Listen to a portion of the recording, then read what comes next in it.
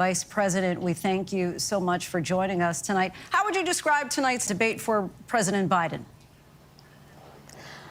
You know, Lindsay, I'd say a slow start, but a good and strong finish. There's no way to sugarcoat this. I don't think there's any other way to slice it. This night got off to a tough start for President Biden. It was a shaky start. It was a slow start. That's obvious to everyone. I'm not going to debate that point. There has been a uniformly negative reaction. Reaction across the board, including from Democrats, is that they were not convinced potentially tonight. Many Democrats are disappointed. Clearly was disappointing. It was a really disappointing debate performance. It felt like a gut punch. There is no two ways about it. That was not a good debate for Joe Biden. What critics are saying was the worst debate performance by an incumbent in American history. Democrats who have said that they are concerned. The concern level is quite high. Obviously, I mean, you can't honestly say, can you say that you are not concerned? The Biden campaign knows that this was not a strong night for them. They are stressing. This was a very bad night for Joe Biden. The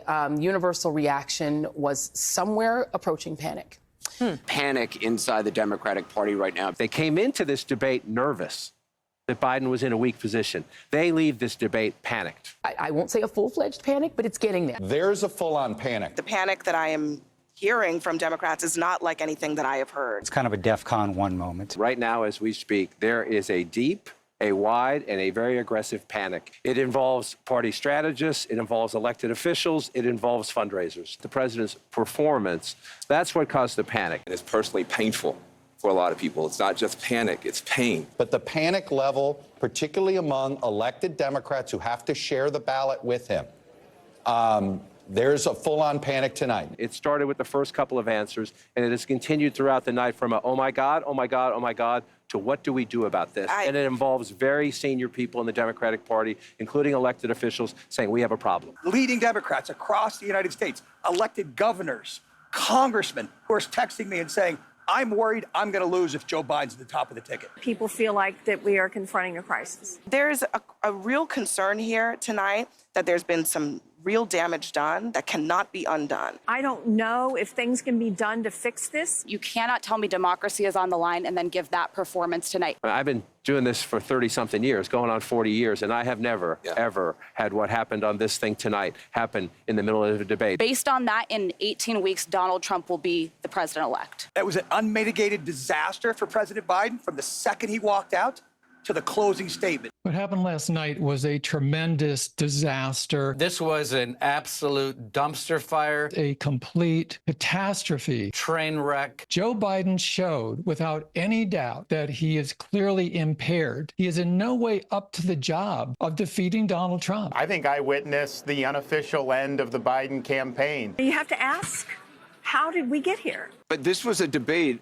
that your campaign wanted. You pushed for this debate at this moment. The Biden campaign wanted this debate. This was their idea. Joe Biden asked for this debate. He basically begged for this debate to save his presidency, and he's now harmed it even more. Donald Trump lost 2 debates to me in 2020. And since then, he hadn't shown up for debate. Now he's acting like he wants to debate me again. Well, make my day, pal. I'll even do it twice. So let's pick the dates, Donald. I hear you're free on Wednesdays. The Biden campaign wanted and needed a compelling performance from their candidate. Did they get it? This is not the night that the Biden campaign wanted or needed. And this is what happened as part of their strategy. A catastrophically bad strategic choice. It is confounding. And the president did intensive preparation for this debate. I mean, that's the other part of this. And they signaled that repeatedly. They told him repeatedly. I mean, he was in Camp David. All of his top advisors were there. They were preparing him as well as they possibly could for this moment. There were already significant doubts about, can you do this for 4 more years? It's the toughest job in the world. And so even in the middle of the debate saying he had a cold, I have a cold. I get it. I get it. That sucks.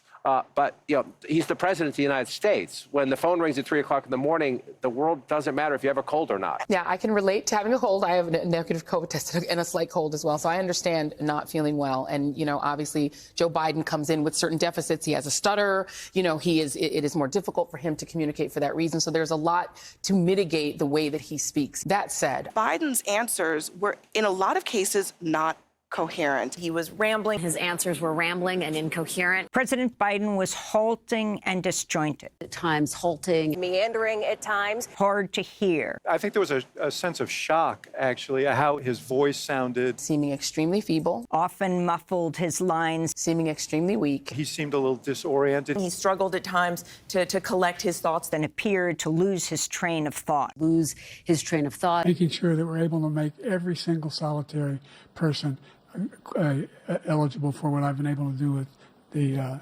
with the COVID. Excuse me, with dealing with everything we have to do with.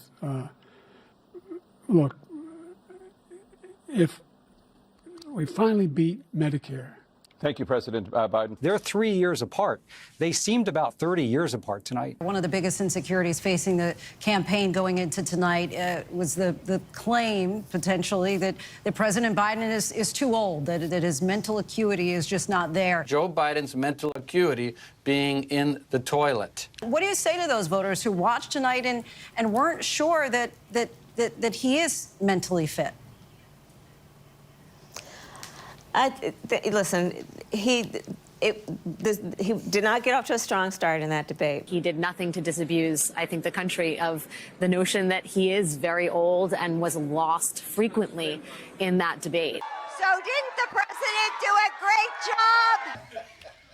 A lot of people have resting 25th Amendment face. At the end of the day, Joe Biden looks like the caricature that conservative media has been painting. Is that how he is every day? What is going on inside the White House every day? Is she currently making more decisions in the White House than we know? Who is making decisions in the White House right now? We're talking about this in terms of, can Joe Biden win an election and serve for 4 years? I want to know what's happening on a day-to-day basis. I don't believe that many people could watch that performance of Joe Biden and come away feeling confident that he's the current president of the United States, let alone re-elect him for another 4 years in the White House. This is just a man who can't do the job. What's wrong with that, by the way? Can't we admit that? Everybody has a relative who's in a situation like this. I hope Joe Biden lives another 20 years. I just think it should be spent in Delaware. I do believe the American people want steady hands at the wheel. And you thought that was steady tonight? You're comfortable with his performance? How would you describe your reaction tonight to former President Trump's performance? Obviously, we were very happy with his performance. I think you saw the difference between a strong, very clear and obvious leader and a very weak president right now with Joe Biden. This is the choice for the people in November. Former President Trump unleashed a torrent of misinformation. I thought President Trump did what he needed to do. Point after point after point that was just absolutely a lie, frankly. Look, folks, what's going to happen over the next couple of days is they're going to be out there fact-checking all the things he said. I can't think of one thing he said that was true. I know how to tell the truth. Now, President Biden also made false claims, at least 9 false or misleading statements on first count. Joe, you did such a great job. You answered every question. You knew all the facts. No incumbent has ever done as poorly as Joe Biden did. These guys are nothing but lying, dog-faced pony soldiers. One of the key issues in this campaign, and the polls show it over and over again, a core issue for voters is whether or not President Biden has the competence and ability to complete a second term. To someone who watched this debate tonight and has serious concerns about the President of the United States, what do you say to them about what they just saw? Listen, people can debate on style points. I don't walk as easy as I used to. I don't speak as smoothly as I used to. I don't debate as well as I used to. This was clearly a person who was diminished from where he was on the debate stage 4 years ago. I felt a little embarrassed and sad for him. I'm not the only one whose heart is breaking right now.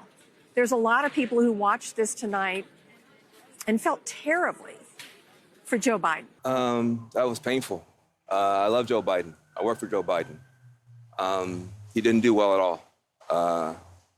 He did not do well at all. John, if you love the guy, how could you put him out there? That's hard. If you love him, if you love Joe Biden, if that was my father, You don't put a guy in that situation. It's a great point. Any loving family member would not put a man like this through the hell that they're actually putting him through. Joe, you did such a great job. Look, I don't take glee in it in saying this, but clearly the president struggled tonight. And I do worry about the impact that has in Beijing, in Tehran, in places in Moscow, where adversaries see that and perhaps feel emboldened to be more adventurous in their attitudes towards the United States because they feel our president is somehow struggling. I just want to speak from my heart.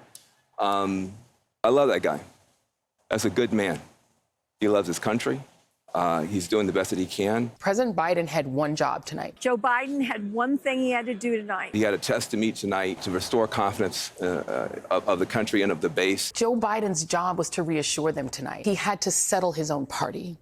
He needed to settle Democrats. He had one thing he had to accomplish, and that was reassure America that he was up to the job at his age. Given what we have seen from voters in polling consistently, which is, yes, concern about President Biden's age. This was a debate about allaying Americans' concerns about his ability to serve another 4 years. And he failed at that tonight. And he failed to do that. He did the opposite of that.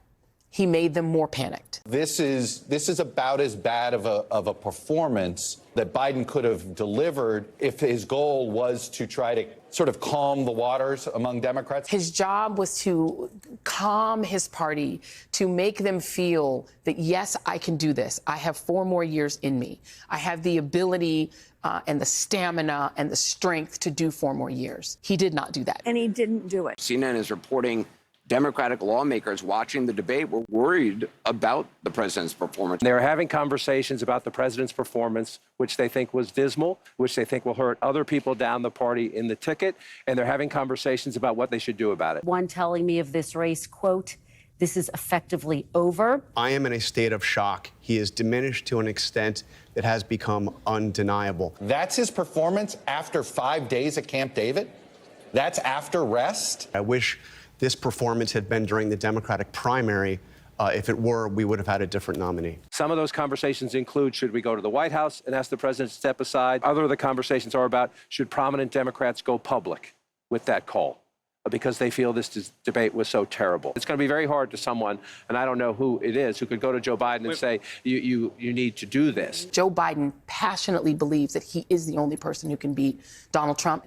The problem is, after tonight, his party doesn't believe that. I think a lot of voters probably having conversations with their families, with their friends, of if the president is up to the task and if he should step aside. There's no effort underway right now that I know of, and I think I would know at least on the 3rd or 4th phone call if there was an effort to replace the nominee. I think you're going to hear discussions that I don't know will lead to anything, whether he should continue. I think there's a lot of people who are going to want to see him consider taking a different course now. So there has to be a conversation with the president after tonight, right? Some of those conversations will be from people who say, sir, you should step aside. You are starting to see here at least privately discussions among Democrats about whether or not Biden can effectively go on with this campaign against Donald Trump. People are, they're worried, and there is, it's not a full drumbeat yet, but there is talk. He's got to step aside. There's a lot of that chatter. All the talk is about replacing Joe Biden on the ballot. I heard from a Democratic lawmaker, a member of Congress who has been a strong supporter of President Biden's, who suggested the possibility, Savannah, of perhaps an open convention or replacing President Biden on the ticket. If Joe Biden decides he does not want to seek this nomination, he can release all his delegates.